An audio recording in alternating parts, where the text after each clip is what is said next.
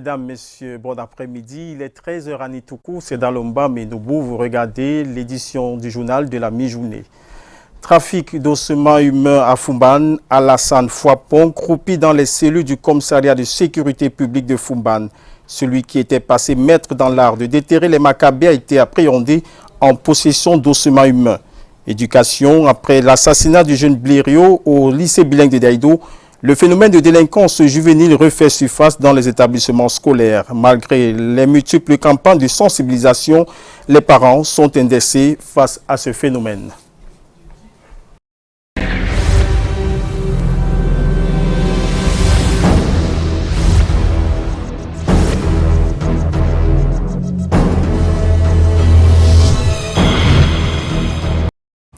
Une fois de plus, bon après-midi. Nous ouvrons ce journal avec cette note triste qui nous parvient du sud-ouest Cameroun où le premier adjoint au maire de la commune du Dinao, Emmanuel Penda, a été kidnappé par des hommes encore non identifiés partis de son domicile avec ses inconnus.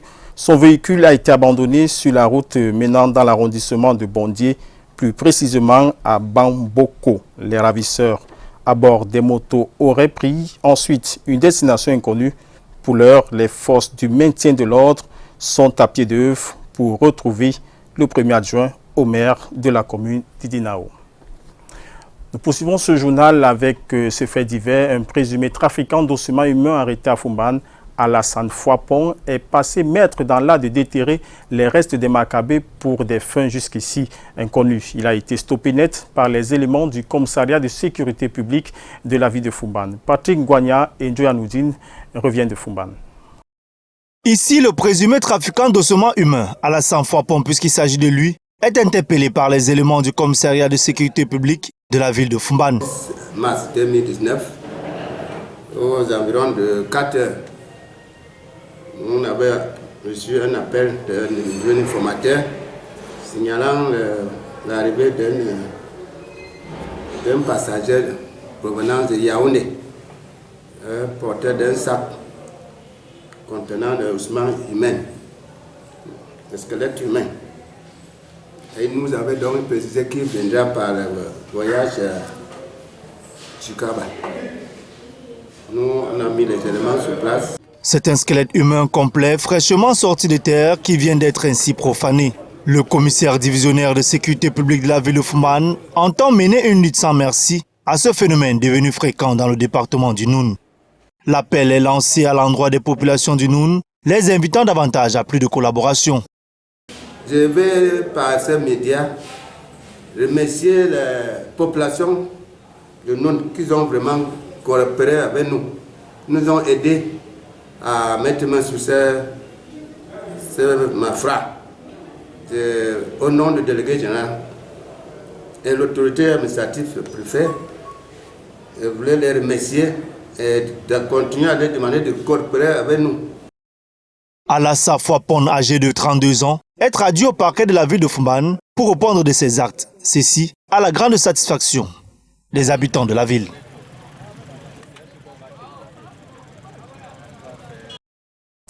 En éducation, on reparle de la délinquance juvénile dans les établissements scolaires du Cameroun. Le phénomène n'est pas près de s'estomper malgré les multiples campagnes de sensibilisation. Des spécialistes des questions de l'éducation estiment que les dirigeants des établissements scolaires comme les parents ont laissé prospérer ce phénomène. Que faire pour sortir de cette spirale? Suivons ce reportage de Malke Chipkeo et de Guy Porto. Le phénomène appelé trivialement taxage vient de prendre des proportions inquiétantes autour des établissements scolaires au Cameroun. Il y a le phénomène de gangs qui se forment aux environs des établissements publics, des lycées et collèges. Ces gangs sont détenus par des formes de gourous qu'on appelle généralement des boss. Ils ont pour intermédiaire des élèves qui ont été renvoyés ou exclus des collèges et qu'ils recrutent comme étant des intermédiaires pour arnaquer, pour racketter les autres à l'intérieur. Un comportement de violence qui a évolué au fil du temps sous le nez d'un système qui n'a visiblement rien fait pour y mettre un terme. Au-delà des parents qui doivent être incriminés dans ce genre d'attitude, effectivement, le système en lui porte ses germes. Je l'ai dit, le système est responsable.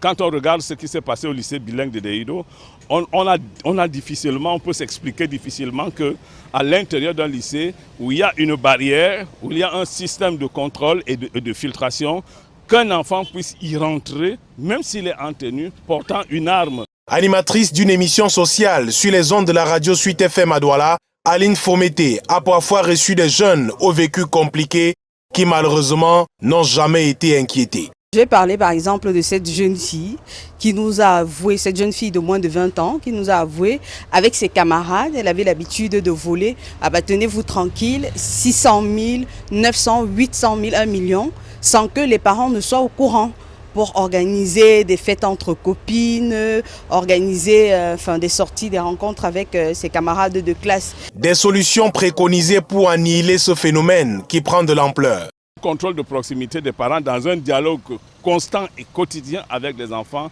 fait qu'ils sont renforcés et prennent totalement confiance. La majorité d'enfants sont fragilisés par le fait qu'ils n'ont pas d'abord confiance en eux-mêmes, ils n'ont pas reçu un modèle d'attitude et de comportement inculqué par les parents. Parents, enseignants et l'ensemble du système éducatif sont donc interpellés pour endiguer ce phénomène.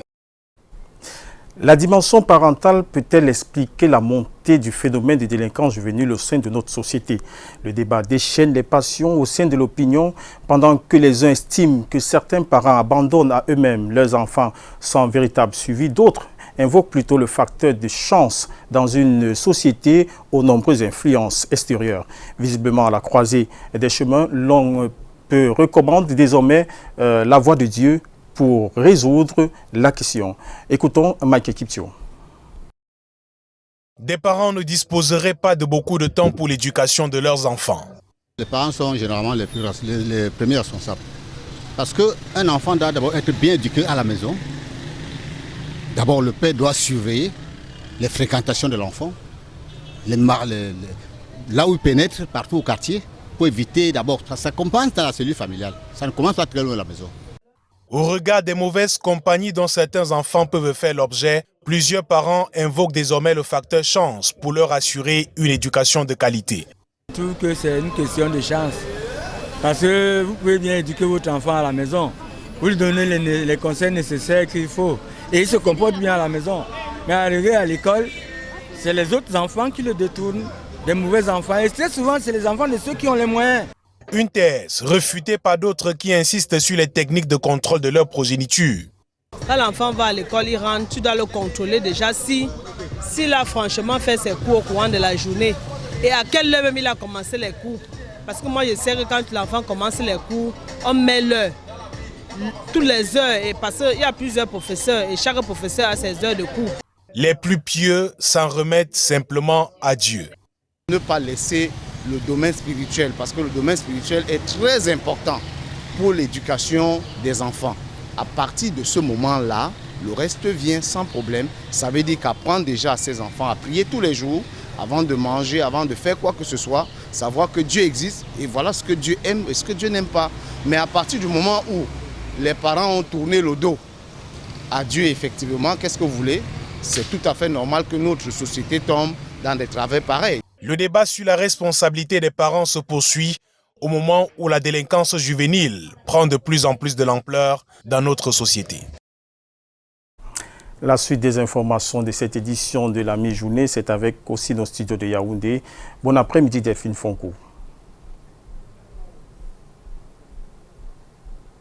Bon après-midi, mesdames, messieurs. Bon après-midi. Et là, la suite des nouvelles. Hier, 1er avril, était jour de fête dans les casernes militaires. Au titre du second trimestre de l'année en cours, des milliers de sous-officiers militaires de rang ont reçu des galons à la brigade du quartier général de Yaoundé, qui était également dans la célébration. Près de 105 récipiendaires étaient en fête. Des temps forts de cette célébration avec Brand Kamga et Serge Alonziebou. Aux vaillants et valeureux soldats, la patrie reconnaissante.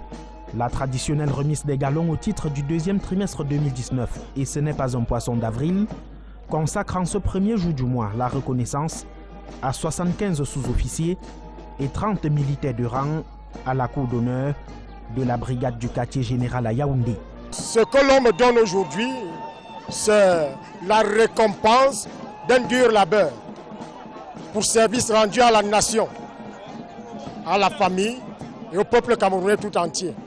Je suis fière de les avoir, de les arborer, parce que c'est le fruit d'un dur labeur. On nous appelle là dehors les membres du corps constitutionnel. Donc, c'est le plafond pour les sous-officiers supérieurs. Plafond en termes de galons, mais le travail continue sur le terrain. En présidant cette cérémonie, le commandant de la brigade du quartier général a félicité les promus. Félicitations parce qu'ils ont mérité ces nouveaux galons. Je tiens à les réitérer les conseils et les recommandations de discipline et de travail pour préserver la paix, la sécurité et l'intégrité territoriale de notre cher et beau pays, le Cameroun. Avant de regagner chacun son poste de travail, place aux réjouissances entre récipiendaires et leurs proches. Un investissement personnel et une vision de vie précise, l'entrepreneuriat est un atout pour les jeunes au Cameroun. Mais alors, sa mission s'arrête-t-elle à cet aspect? Un partage d'expérience entre entrepreneurs, c'est ce que prône le coach de vie Patrick Meyo-Wona, qui vient d'ailleurs de donner une conférence de presse à Yaoundé.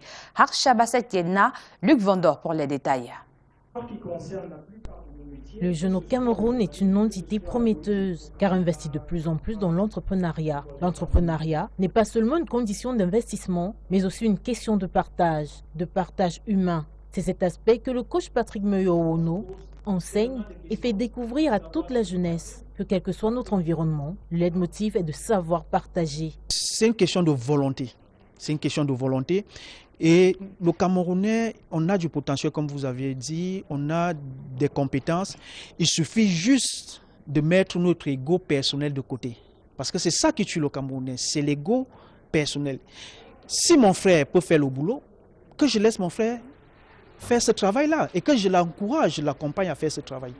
Savoir impacter l'environnement, savoir bâtir des relations, savoir communiquer et se connecter quelles que soient ses origines diverses, l'entrepreneur est un symbole de vivre ensemble. Comment impacter notre environnement? C'est ça notre message de cet après-midi pour sensibiliser les frères camerounais que ce n'est pas l'individualisme qui va nous permettre de nous développer, mais c'est de vivre ensemble. Être coach de vie est un chemin de vie que Patrick Meyo-Wona s'est fixé et optimiser la cohésion des jeunes des entrepreneurs est la plateforme de son activité. Car au Cameroun, le but est de devenir encore plus grand. En santé, les populations de l'arrière-pays sensibilisées et dépistées gratuitement de la schizophrénie. C'était à l'occasion de la 16e journée mondiale de cette maladie. D'autres précisions avec Karel Mezatiatoya. La schizophrénie est une maladie psychiatrique qui affecte près d'une personne sur 100.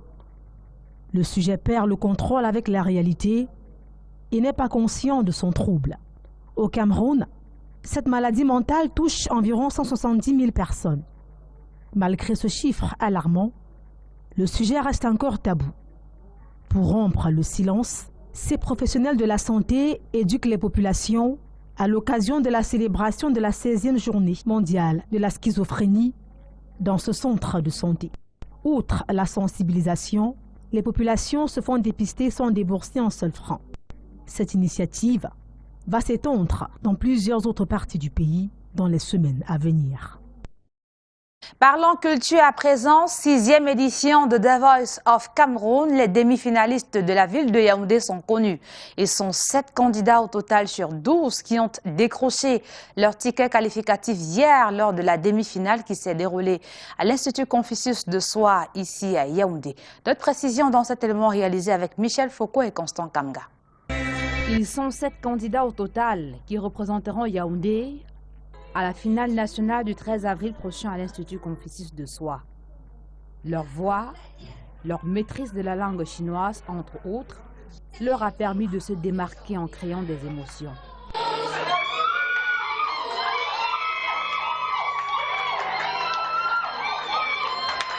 C'était très émouvant de chanter en une langue qui est aussi nouvelle pour notre pays. En chantant en chinois, ça me permet aussi d'apprendre chinois en fait. Je rends grâce à Dieu déjà et je suis juste dépassé par ce qui est en train d'arriver. La finale arrive, on se prépare pour ça. Oui. La demi-finale de ce 1er avril à l'Institut Confucius de Soie à Yaoundé est marquée par la prestation des encadreurs et une démonstration de kung-fu.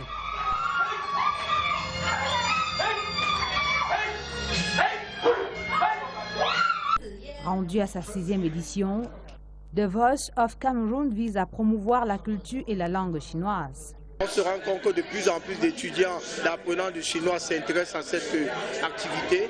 Nous avons également davantage d'intérêt de la part des entrepreneurs chinois basés au Cameroun qui soutiennent de plus en plus cette activité.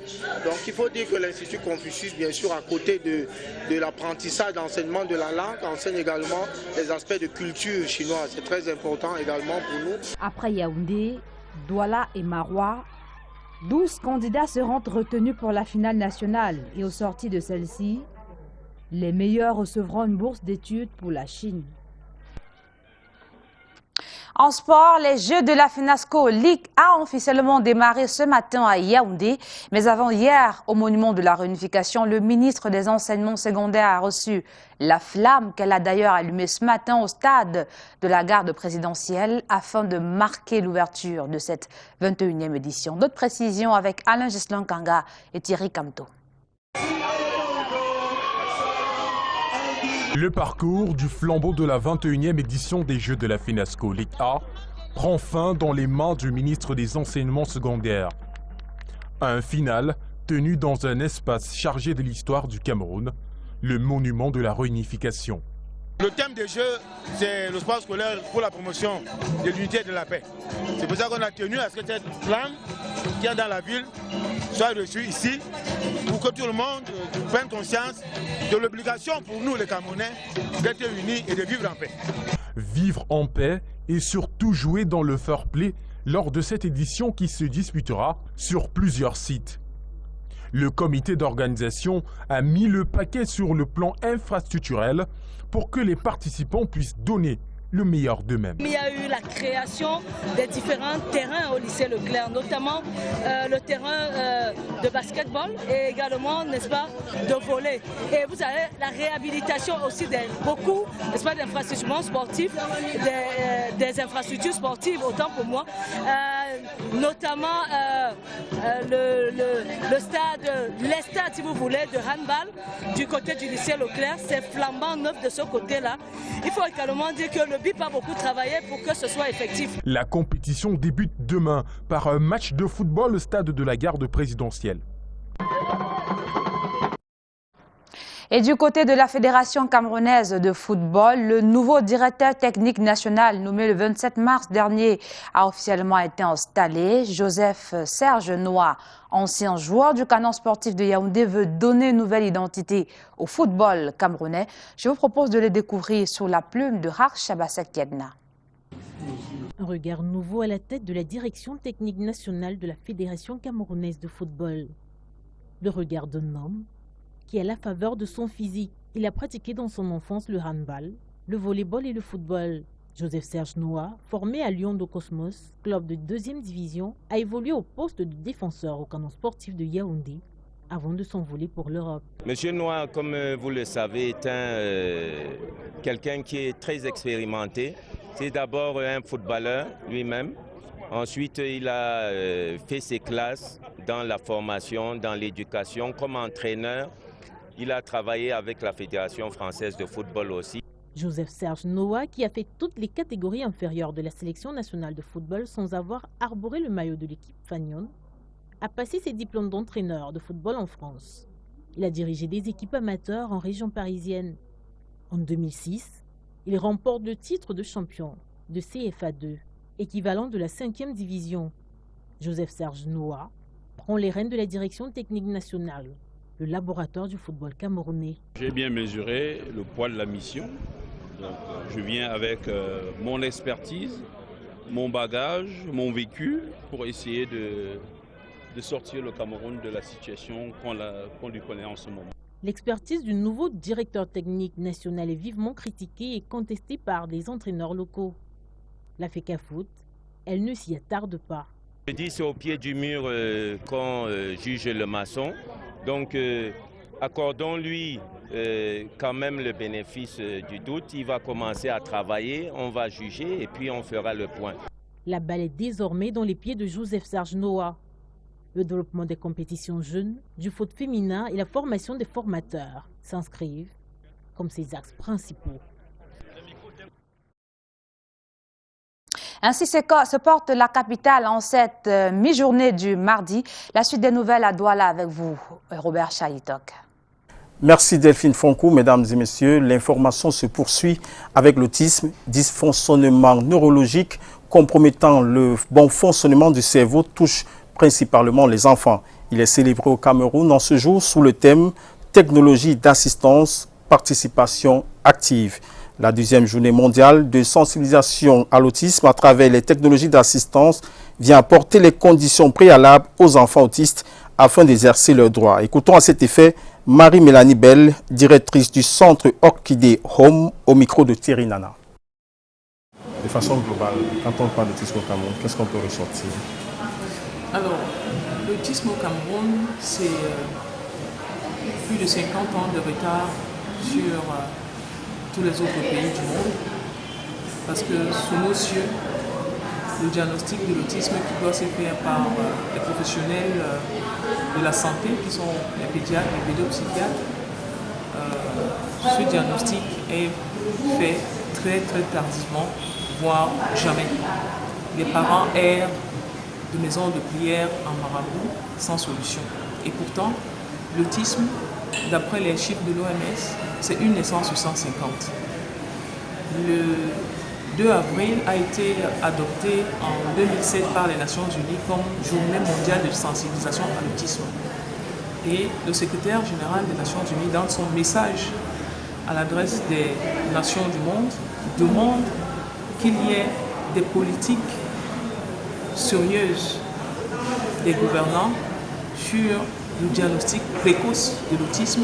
On peut diagnostiquer précocement l'autisme d'un enfant à partir de 1 an, 2 ans. Et des écoles spécialisées, des éducateurs, des encadreurs formés pour enseigner ces enfants, parce qu'il y a des approches éducatives bien particulières pour les enseigner. Et ce n'est que la formation des professionnels. Il n'y a pas que le pédiatre. Un enfant autiste a besoin d'un orthophoniste pour ses troubles de langage, parce que très souvent il ne parle pas bien. Il a besoin d'un éducateur spécialisé sur le plan éducatif. Il a besoin d'un psychomotricien, parce que parfois ils ont des problèmes de psychomotricité.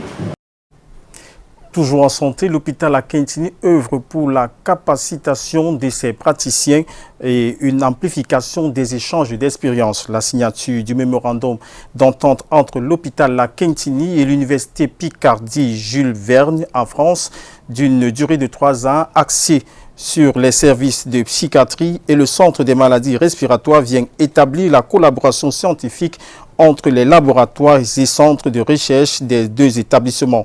Il contribue aussi à la formation initiale des praticiens. Écoutons à cet effet le docteur Herero Ndjengwe, psychologue clinicien, au micro de Thierry Nana.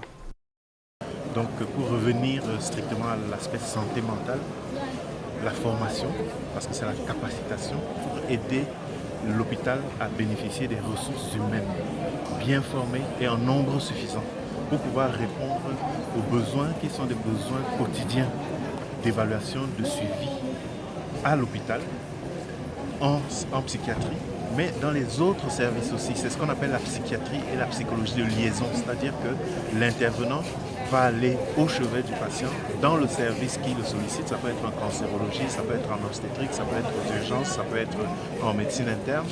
Et ça, c'est ce qu'on appelle la psychologie ou la psychiatrie de liaison. Et pour ça, il faut qu'il y ait du personnel formé et disponible. Poursuivons l'information de cette mi-journée avec la rive gauche du Noun en quête de paix et de développement. Après 6 ans de querelles intertribales, aujourd'hui les autorités administratives et traditionnelles se penchent sur cette partie du pays qui est un maillon important dans la région. L'île Pidjou nous revient de Foupan. Avril 2013, la rive gauche du département du Noun est secoué par un conflit intertribal. Plusieurs communautés s'affrontent. Bilan, un mort, plusieurs blessés graves et des dégâts importants. 6 ans déjà que les différentes populations se regardent en chien de faïence. À l'heure où le Cameroun met l'accent sur le vivre ensemble et la cohésion sociale, le débat sur le retour de la paix sur la rive gauche du Noun est au-dessus de la pile. Les populations ont soulevé ce problème parce que de toutes les stratégies qui sont mises en œuvre depuis la première phase du projet, on ne sait pas exactement quel est le tracé des opérations. Société civile, chefs traditionnels, chefs services et autorités administratives tentent de trouver des axes de solution pour que la paix revienne définitivement entre les peuples riverains du fleuve Noun. En quelle mesure on devrait éventuellement nous faciliter l'accès des 2 axes, parce que je pense qu'il y a un axe qui commence déjà de ce côté-ci, celle d'Ingali, et celle de la nationale qui part de Bafoussam à Fumban. On pourrait éventuellement nous ouvrir cela pour permettre à écouler nos produits. Aujourd'hui, nous pouvons le voir avec la mixité que nous connaissons dans la rive gauche du Noun. Comme on l'a souligné tout à l'heure, certes, les populations sont majoritairement bamilquées, mais elles vivent en parfaite harmonie avec les autres populations originaires du département du Noun. Occasion pour les autorités administratives et traditionnelles de se pencher sérieusement sur cette partie du pays qui a à apporter au développement de toute la région. Un tour vers le sport pour parler de la petite balle jaune avec le tournoi des jeunes qui attire le plus de compétiteurs au Cameroun. Le premier service du Mima Youf, parrainé par Yannick Noah, a été donné hier lundi en présence de notre reporter Aimé Moukoko. Mima Youth Open, l'acte 5, est véritablement lancé depuis le 1er avril sur les 2 cours du club PAD à Bonanjo, Douala. La matinée de ce premier jour de compétition a vu toutes les raquettes de différentes catégories présentes sur le site, encadreurs et parents avec, pour l'enregistrement et l'engagement sur les 2 tableaux de cette pépite de la petite balle jaune au Cameroun. Une séquence pas évidente, vu les près de 170 enfants qui ont fait le déplacement, y compris de l'étranger, pour ce tournoi parrainé par la légende Yannick Noah. C'est la première fois que je participe à cette compétition. Bon, l'ambiance est déjà idéale, on voit beaucoup de monde, on sent que ça va bien se dérouler. Bon, pour les adversaires, ça va jouer dans le cours. Il n'y a pas petit adversaire. Donc, tout ce que je vais faire, c'est donner le meilleur de moi et pouvoir aussi remporter cette année. Au-delà de ces quelques têtes de série déjà vainqueurs des précédentes éditions, de nouveaux challengers entrent en liste et les premiers matchs ont été lancés pour les 10 catégories, dont 5 en garçons et 5 autres en filles, de 10 ans à 21 ans pour les benjamins, cadets et juniors.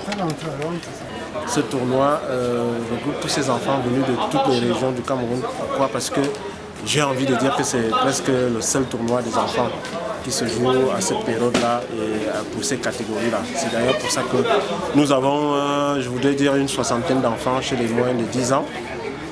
Et nous avons une 40aine d'enfants chez les benjamins et une 40aine chez les cadets et nous avons une 30aine chez les juniors. L'organisateur de la dite compétition, Tara Sport Entertainment, annonce déjà les finales pour les 5 et 6 avril prochain sur le cours central du club PAD.